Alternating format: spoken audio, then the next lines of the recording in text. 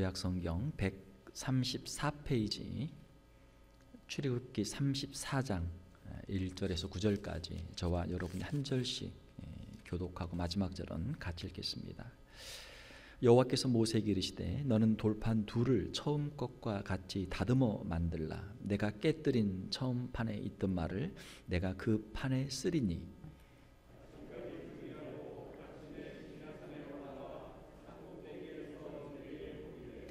아무도 너와 함께 오르지 말며 온 산에 아무도 나타나지 못하게 하고 양과 소도 산 앞에서 먹지 못하게 하라.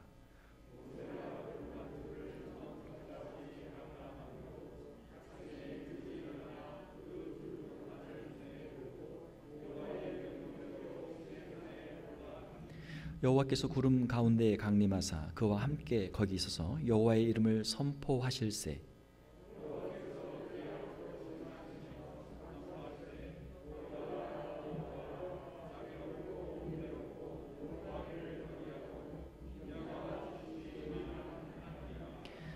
인자를 천대까지 베풀며 악과 과실과 죄를 용서하리라. 그러나 벌을 면제하지는 아니하고 아버지의 악행을 자손 3, 4대까지 보응하리라. 모세가 급히 땅에 엎드려 경배하며 이르되 주여 내가 주께 은총을 입었거든 원하건대 주는 우리와 동행하옵소서. 이는 목이 뻣뻣한 백성이니이다. 우리의 악과 죄를 사하시고 우리를 주의 기업으로 삼으소서. 아멘. 우리 함께 읽으신 말씀을 가지고 두 번째 돌판이라는 제목으로 말씀을 전하도록 하겠습니다. 어제는 5월 15일 스승의 날이었죠. 우리는 사람들은 완벽한 것을 좋아합니다. 만약에 우리가 시험을 보게 되면은 100점 만점에 100점을 우리가 받는 것을 좋아하죠. 그러나 학교를 다녔던 분들은 뭐 다 알겠지만 항상 100점을 맞는 학생이 어디 있습니까? 드물죠. 우리의 인생도 우리가 100점 인생, 항상 100점 인생을 살기를 원하지만 항상 100점 인생을 사는 사람이 얼마나 됩니까? 그렇게 많지 않죠. 인생을 살다 보면 한 번에 끝까지 다 잘 되면 참 좋은데 그렇지 못한 경우들이 많습니다. 중간에 실수하고 실패하고 넘어지고 깨어지는 일들이 많이 있습니다. 그러면 넘어진 그 자리에서 우리가 중간에 포기해야 할까요? 그렇지 않죠. 오늘 본문 말씀에 나오는 십계명의 돌판은 두 번째로 만들어진 돌판입니다. 두 번째로 만들어진 돌판을 보면서 우리가 하나님에 대해서 또 우리 인간에 대해서 그리고 우리 인간 관계에 대해서 우리가 한번 생각해 보도록 하겠습니다. 첫 번째로 만들었던 돌판은 깨어졌습니다. 왜 깨어졌습니까? 하나님의 은혜로 애굽에서 출애굽한 이스라엘 백성들. 자, 그 이스라엘 백성들은 어떻게 출애굽했습니까? 애굽에서 종살이를 하던 이스라엘 백성들은 하나님의 은혜로 출애굽을 하게 되었죠. 이스라엘 백성들이 자신의 힘으로 무슨 무장 봉기를 해서 그들이 독립을 한 것이 아니고 하나님께서 애굽에 하나님의 이적들 10가지 이적들의 재앙을 내리셔서 애굽의 바로와 애굽 사람들이 할 수 없이 이스라엘 백성들을 내어 보내도록 하셨던 것이죠.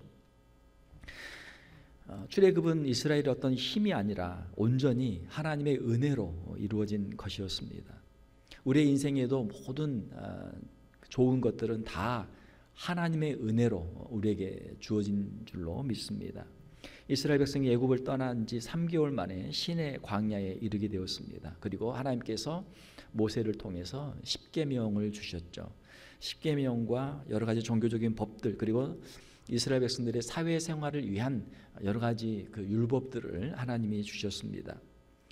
그리고 시내산에서 모세와 이스라엘의 지도자들이 70명이 하나님 앞에 서서 그들이 언약서를 낭독하고 하나님의 모든 말씀에 순종하기로 그들이 언약을 세웠습니다. 시내산에서 그들이 언약을 세웠던 것이죠. 하나님께서는 모세가 시내산에 40일 동안 있는 동안 성막을 어떻게 만들 것인지, 성소의 모든 모형과 또 제사장의 직분을 어떻게 감당할 것인지, 제사에 관한 모든 것을 모세에게 알려주셨습니다. 그리고 모세에게 하나님께서 친히 쓰신 증거판 둘을 모세에게 주셨습니다. 자, 그런데 모세가 40일 동안 시내산에 있는 동안, 하나님의 임재 앞에 있는 동안 이스라엘 백성들이 모세를 기다리는데 모세가 내려오지 않으니까, 40일이 가깝도록 내려오지 않으니까 모세가 죽었나 보다 생각하고 아론에게 그들을 애굽에서 인도한 신의 형상을 만들어라 하고 금을 가져오죠. 모든 금을 다 가져오죠. 자, 아론이 금으로 송아지 형상을 만들었습니다. 하나님께서 그것을 보시고 진노하시고 모세를 내려 보내시죠. 모세는 두 증거판을 가지고 산에서 내려와서 크게 노하며 그 판을 산 아래에 던져서 깨뜨렸습니다. 왜 그랬습니까? 이스라엘의 우상 숭배로 말미암아 하나님과 이스라엘이 맺었던 언약이 이미 깨어졌단 말이에요. 우상을 숭배하지 마라 라고 하는 하나님의 이 언약이 이스라엘 백성들의 우상 숭배로 말미암아 이미 그 언약이 깨어졌어요. 우리가 율법하게 되면은 우리는 율법주의를 생각합니다. 그리고 율법주의를 하게 되면 우리는 완벽주의를 생각하죠. 자, 그런데 이 첫 번째 돌파는 만들어지자마자 바로 깨어졌습니다. 이것은 무엇을 말합니까? 우리 인간은 완벽한 존재가 아니라는 것이죠. 우리 자신의 힘으로 하나님 앞에 설 수 없는 존재라는 것을 말해주고 있습니다. 깨어진 첫 번째 돌파는 우리의 힘으로는 율법을 도저히 지킬 수 없다라는 것을 우리에게 웅변적으로 말해주고 있는 것이죠. 모세는 범죄한 이스라엘을 위해서 하나님께 기도합니다. 우리 인간은 어떻게 하나님 앞에 설 수 있습니까? 우리의 죄에 대해서 회개하는 기도, 그리고 우리의 이웃들을 위한 중보의 기도를 통해서 우리는 하나님 앞에 설 수 있는 것이죠. 우리가 흔히 율법과 복음을 대조적으로 우리가 많이 이야기합니다. 그런데 사실은 율법도 복음입니다. 율법도 복음이에요. 왜요? 이 십계명이 깨어진 것을 보게 되면 율법도 하나님의 은혜로만 우리가 설 수 있다는 것을 보여주는구나 하는 것을 깨닫게 되는 것이죠. 자, 두 번째로 다시 만든 돌판, 오늘 우리가 함께 읽은 말씀에 기록이 되었습니다. 하나님께서 이스라엘과 함께 하리라라는 약속의 말씀을 주시죠. 하나님께서는 모세의 기도를 들으시고 이스라엘 백성들에게 장신구를 다 떼어내라라고 말씀하십니다. 이스라엘 백성들이 가지고 있었던 아름다운 여러 가지 장신구, 자신의 몸을 아름답게 보이기 위해서 꾸미는 여러 장신구들을 다 떼어내라. 장신구를 떼어내는 것은 자신을 자랑하거나 높이지 않고 자신을 낮추고 겸비하도록 하기 위한 것이죠. 그래서 지금도 정통 유대인들은 이 안에 하얀색 옷을 입고 위에 검은색 옷을 입습니다. 다른 것을 입지 않아요. 그 이유는 다른 화려한 색의 옷이나 장신구로 자신을 치장하고 자신을 아름답게 꾸미지 않고 하나님 앞에서 늘 겸비한 모습으로 그들이 그 겸비한 마음을 유지하기 위해서 의복을 그렇게 하는 것이죠. 하나님께서는 모세에게 돌판 둘을 처음 것과 같이 다듬어 만들어 산에 올라오도록 말씀하셨습니다. 그리고 거기에서 다시 언약을 세우시죠. 하나님께서는 언약의 말씀 곧 십계명을 그 판들에 다시 기록하셨습니다. 그리고 모세는 그 판들을 가지고 다시 내려오죠. 두 번째 기록한 십계명의 두 돌판은 가장 거룩한 장소인 성막의 지성소의 언약궤 안에 보관하였습니다. 언약궤 안에 있는 두 번째 돌판은 하나님의 은혜를 보여주시는 것이죠. 그리고 언약궤 위에 있는 언약궤를 덮고 있는 덮개, 죄를 덮어 보이지 않게 한다는 의미로 덮개를 덮었는데 이것은 하나님의 은혜를 보여주는 속죄소, 다른 이름으로 시은좌, 영어로 mercy seat이라고 하는 것이죠. 우리가 하나님 앞에 어떻게 나갈 수 있는가? 하나님은 우리 앞에 어떻게 임재하시는가? 은혜의 하나님으로 우리에게 임재하신다라고 하는 것을 여기에서 보여줍니다. 자, 그러면 오늘 이 말씀을 통해서 우리가 배울 수 있는 것들은 무엇입니까? 하나님께서는 우리를 어떤 방식으로 대하십니까? 하나님께서는 우리에게 다시 기회를 주시는 하나님이시다라고 하는 것이죠. 이스라엘 백성들이 정성으로 간직하고 보관했던 그 돌판, 그는 바로 두 번째 돌판이었죠. 이스라엘 백성들은 그 두 번째 돌판을 보면서 무슨 생각을 하겠습니까? 우리들이 실패했구나. 우리들이 과거에 실패했구나. 우리 조상들이 실패했구나. 그리고 하나님의 은혜를 생각하죠.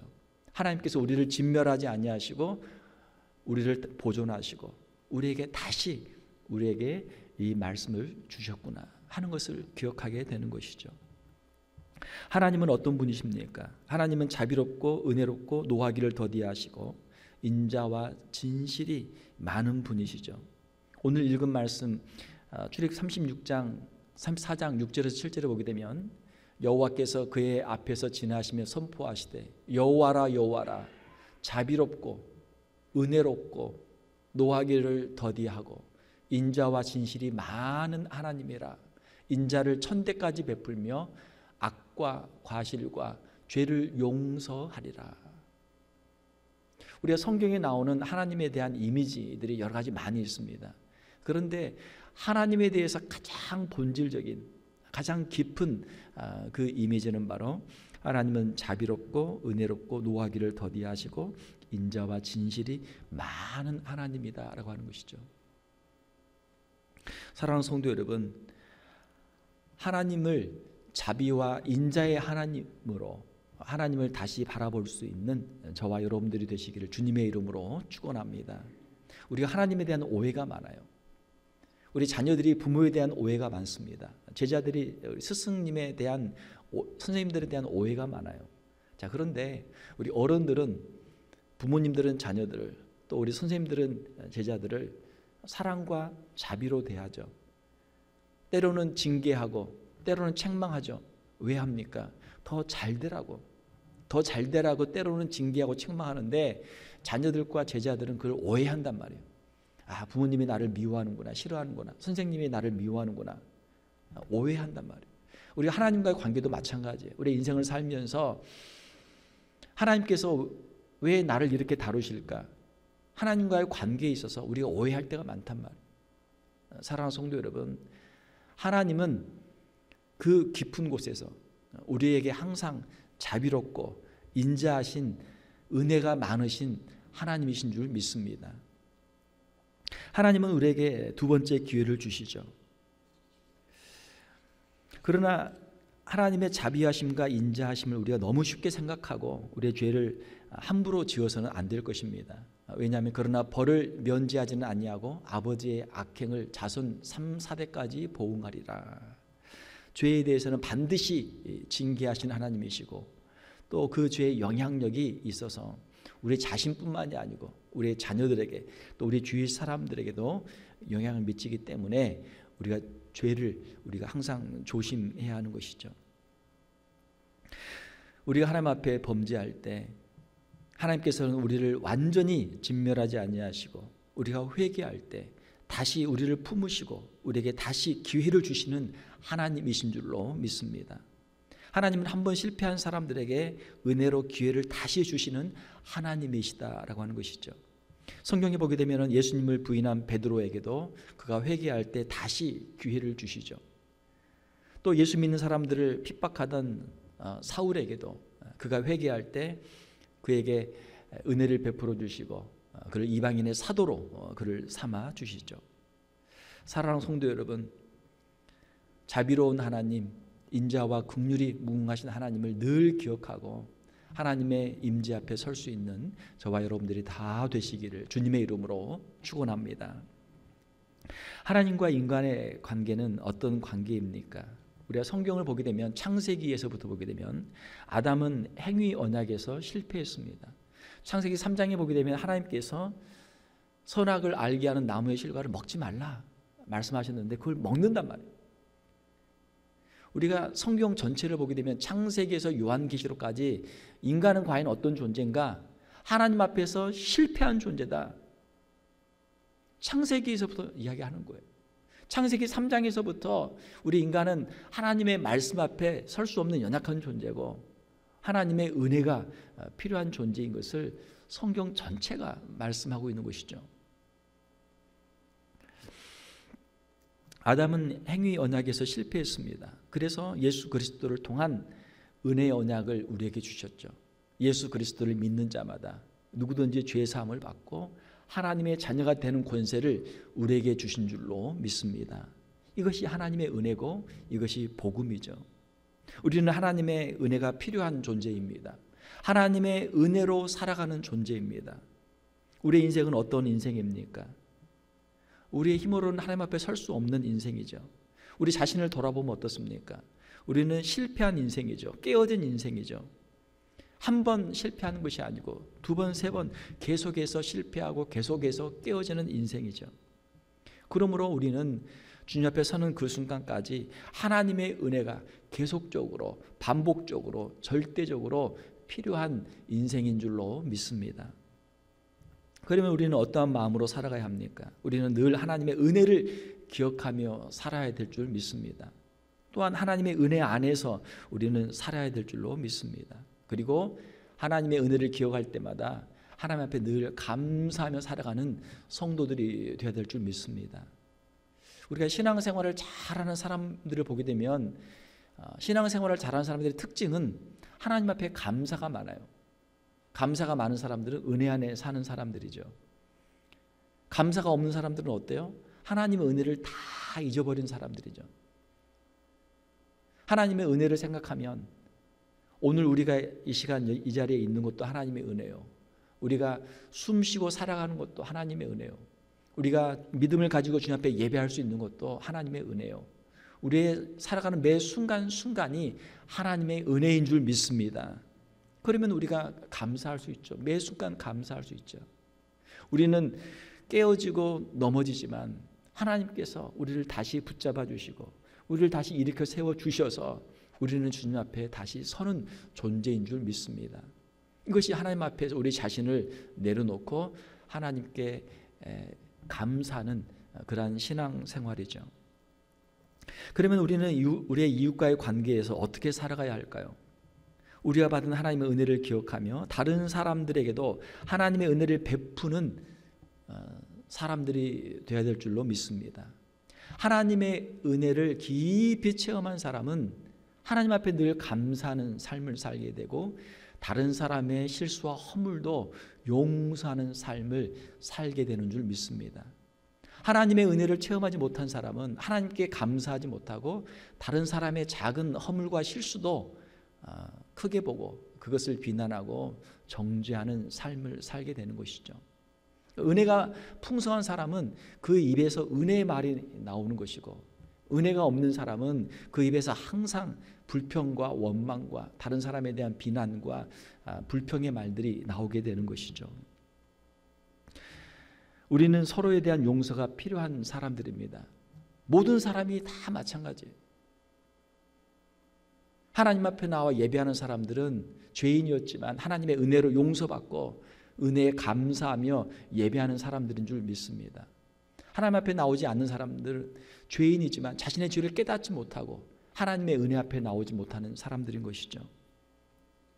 인간은 서로에 대한 용서가 없이는 살 수 없는 존재입니다. 성경이 이것을 말씀하고 있어요. 다른 사람의 잘못을 용서해야만 하나님의 용서를 받을 수 있다라고 성경은 말씀하고 있습니다. 예수님께서 친히 말씀하시기를 마태복음 6장 12절에 우리가 우리에게 죄 지은 자를 사하여 준 것 같이 우리 죄를 사하여 주시옵고 우리가 우리에게 죄 지은 사람들을 용서해 줄 때 우리가 하나님께 우리의 죄를 사하여 달라고 기도할 수 있다라고 하는 것이죠. 마태복음 6장 14절 15절을 보게 되면 너희가 사람의 잘못을 용서하면 너희 하늘 아버지께서도 너희 잘못을 용서하시려니와 너희가 사람의 잘못을 용서하지 아니하면 너희 아버지께서도 너희 잘못을 용서하지 아니하시리라. 얼마나 무서운 말씀이에요. 사랑하는 성도 여러분, 여러분들은 용서하는 삶을 살고 있습니까? 그러면 하나님께 용서를 받게 될 줄로 믿습니다. 여러분들은 용서하는 삶을 살지 않고 있습니까? 그러면 나는 하나님의 용서가 필요 없는 사람입니다. 그렇게 자기 스스로 고백하는 삶을 살고 있는 것이죠. 사랑하는 성도 여러분, 우리 형제 자매의 허물을 용서하고 하나님께 용서를 받는 것이 복을 받는 길인 줄 믿습니다. 형제 자매의 허물을 용서하지 않고 하나님의 크신 진노를 받는다면 얼마나 어리석은 일입니까? 말 그대로 너 죽고 나 죽자라는 그런 길이죠. 얼마나 어리석은 일이에요. 우리가 용서하면 하나님께서 우리를 용서해 주시고 또 우리 인간 관계의 모든 문제들도 하나님께서 알아서 책임지고 해결해 주실 줄 믿습니다. 이것이 하나님에 대한 믿음이죠. 하나님의 말씀에 대한 믿음이죠. 우리는 순종만 하면 되죠. 세상 사람들이 볼 때는 어리석고 바보 같죠. 자, 그러나 이것이 하나님의 말씀이고 하나님의 뜻이고 하나님의 길인 줄 믿습니다. 하나님의 말씀에 순종할 때 이것이 지혜의 길이 되고 생명의 길이 되고 놀라운 축복의 길이 될 줄로 믿습니다. 하나님은 우리의 과거를 용서해 주시는 분이십니다. 우리의 지난날의 실패를 잊게 하시는 분이십니다. 그리고 우리에게 새로운 출발을 하게 하시는 분이십니다. 단 한 번에 성공하는 사람은 아무도 없습니다. 한두 번은 누구나 실수를 하고 실패를 하게 되어 있죠. 우리 부모님이 필요한 이유, 선생님들이 필요한 이유는 무엇입니까? 실패하고 넘어진 자녀들을 품어주고 다시 일어날 수 있도록 도와주는 것이 부모님의 역할이죠. 부족하고 연약한 사람들을 가르쳐주고 다시 일으켜 세워주는 것이 선생님의, 스승의 역할이죠. 처음부터 끝까지 실수가 없이 완벽하게 사는 사람은 아무도 없습니다. 그러므로 우리 인생에서 가장 중요한 것은 무엇입니까? 그것은 우리가 실패하고 넘어진 자리에서 다시 일어나는 것이죠. 우리가 우리 자녀들에게도 다시 일어나는 것을 가르쳐야 되고 우리도 우리의 인생에 있어서 우리가 넘어진 자리에서 다시 일어날 수 있는 힘과 용기를 우리가 내야 될 줄로 믿습니다. 하나님의 은혜는 무엇입니까? 하나님의 은혜는 우리가 넘어진 자리에서 다시 일어나게 하는 것이 하나님의 은혜입니다. 우리가 스포츠를 좋아하죠. 축구도 있고 야구도 있고 여러 가지 경기들이 많습니다. 자, 축구를 보게 되면 축구에는 전반전이 있고 후반전이 있습니다. 전반전에 잘하는 그 팀들이 있어요. 자, 그런데 이기는 팀은 나중에 후반전에 잘하는 팀이 이기죠. 전반전에 잘했으면 끝까지 잘해야 되는데 경기를 보다 보면은 역전되는 경우가 많단 말이에요. 역전되는 경우. 후반전에 이겨야 이기듯이 우리 인생도 마찬가지입니다. 아마 우리 인생도 이제 인생의 후반전을 시작하시는 분들이 많이 계실 거예요. 네. 여러분들의 어떤 일에 있어서 과거에 여러분들이 했던 일들을 한번 뒤돌아보시고 내가 과연 내 인생의 전반기에 내가 얼마나 성공했나, 어떤 부분에서 내가 부족했나. 우리가 그 인터미션, 중간에 쉬는 시간을 우리가 가지면서 거기에서 감독을 통해서 코치를 통해서 다시 작전을 짜잖아요. 자, 이런 부분은 고쳐라, 이런 부분을 보강해라, 여기에 더 집중해라. 우리가 인생의 후반기를 맞이하면서 다시 한번 하나님 앞에서 우리가 엎드리고 기도하고 하나님이 주신 지혜로, 하나님이 주시는 힘과 용기로 다시 한번 우리가 일어나야 될 줄 믿습니다. 다시 새로운 출발로 우리의 남은 인생을 승리하는 우리 성도들이 되어야 될 줄로 믿습니다. 우리의 지난 인생보다 더 중요한 것은 우리의 남아있는 인생이죠. 비록 우리가 인생의 전반기에는 부족하고 연약했어도 하나님이 주시는 은혜로 우리의 인생의 후반기에는 하나님이 주시는 은혜로 승리하는 우리 성도들이 되시기를 주님의 이름으로 축원합니다. 자, 말씀을 맺겠습니다. 오늘 말씀의 교훈은 무엇입니까? 자신의 한 번의 실수와 실패로 낙심하거나 포기하지 말라라고 하는 것입니다. 왜요? 하나님께서는 우리를 다시 일으켜 세워주시기 때문에, 하나님께서 은혜로 우리를 다시 받아주시기 때문인 것이죠. 다시 일어나게 하신 하나님의 은혜를 의지하는 성도들이 되시기를 주님의 이름으로 축원합니다. 하나님의 은혜로 다시 일어나시기를 바랍니다. 하나님께서 우리에게 그러한 힘을 주시는 것이죠. 또한 하나님의 은혜를 늘 기억하고 그 은혜 안에서 감사하며 사는 성도들이 되시기를 주님의 이름으로 축원합니다. 우리가 하나님 앞에 엎드릴 때마다 하나님의 은혜를 생각하고 우리에게 있는 모든 것들, 우리에게 남아있는 모든 것들, 우리에게 남아있는 새로운 기회들, 우리에게 남아있는 시간들, 하나님께 우리가 감사하는 삶을 살 수 있기를 원합니다. 그동안 우리의 입에서 늘 원망하고 불평하고 비난하고 정죄하는 말을 했다면 이제는 그건 내려놓고 하나님 앞에서 늘 감사하고 찬송하고 또 우리 옆에 있는 형제들을 자매들을 바라보며 서로 격려하고 축복하는 성도의 삶을 살아가는 우리 성도들이 되어야 될 줄로 믿습니다.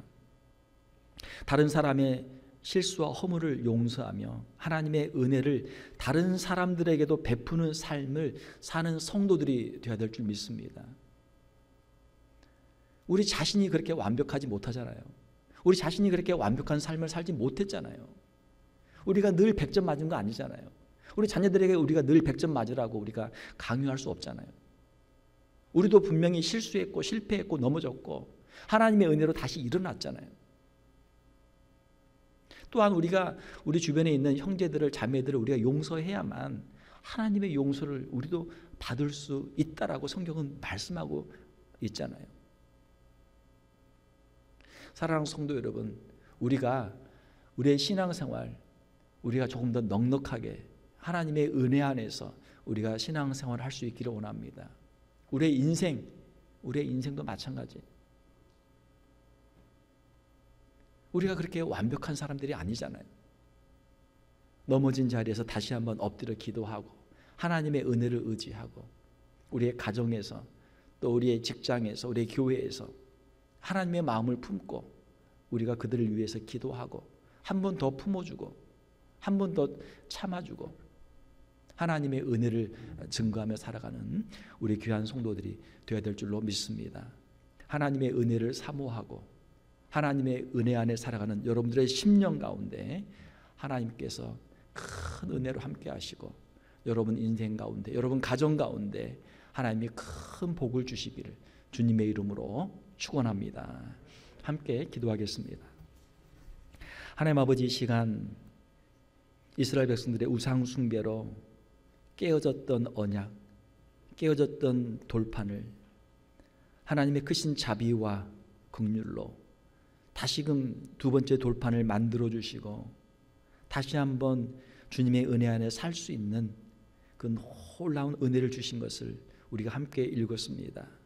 하나님, 우리의 인생, 우리 자신이 완벽하지 못했고 완전하지 못했음을 이 시간은 고백합니다. 하나님의 은혜를 다시 한번 간구하오니 우리의 심령을 새롭게 하여 주시옵소서. 하나님의 은혜를 바라보게 하시고 주님의 은혜 안에서 늘 감사하며 살아가는 우리 귀한 성도들 다 되게 하여 주시옵소서. 또한 우리의 모든 인간관계 속에서 우리의 자녀들을 대할 때, 우리의 형제들을 대할 때, 우리의 자매들을 대할 때, 또 교회 안에서, 우리의 직장 안에서 하나님의 성품을 더욱 담게 하시며 서로를 불쌍히 여기게 하시며 하나님의 자비와 긍휼을 베풀게 하시고 하나님의 은혜 안에 살아가며 하나님이 주시는 큰 복을 누리는 우리 귀한 성도들, 우리 귀한 성도들의 가정, 주님의 몸된 교회가 되게 하여 주시옵소서. 거룩하신 우리 주 예수님의 이름으로 기도하옵나이다. 아멘.